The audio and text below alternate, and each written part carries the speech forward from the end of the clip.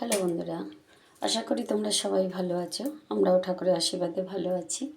আজকে তোমাদের সাথে আমি শেয়ার করছি কাটাপোনা মাছের কালিয়া। তার জন্য আমি মাছটাকে ভেজে নিয়েছি। ভাজাটা আর দেখায়নি। আমি কড়াইতে তেল বসিয়ে দিয়েছি। আমি দুটো দারচিনি, দুটো লবঙ্গ, দুটো করে দারচিনি, লবঙ্গ আর দুটো এলাচ দিয়ে দিয়েছি ফোড়নে। খুব সুন্দর গন্ধ বেরিয়ে গেছে। এবার একটা আমি ছোটো সাইজের পেঁয়াজ কুচিয়ে নিয়েছি, দিয়ে দিলাম।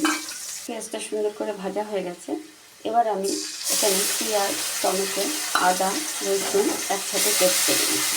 এবার ভালো করে কষিয়ে এর মধ্যে আমি কিছু গুঁড়ো মশলা দেবো। গুঁড়ো মশলা বলতে হলুদ, শুকনো লঙ্কার গুঁড়ো 1 চামচি, তোমরা তোমাদের মতন ঝাল দেবে। সামান্য জল দিয়ে আমি কষিয়ে নেব।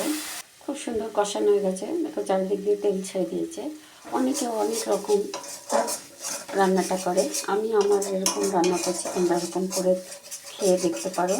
আবার একটু জল দিয়ে আমি মশলাটাকে ভালো করে আবার কষিয়ে নিলাম। এবার মাছটা দিয়ে একটু কষিয়ে নিয়ে তবে আমি খুব অল্প জল দেবো। এবার আমি একটু জল দিয়ে দেবো, খুবই কম।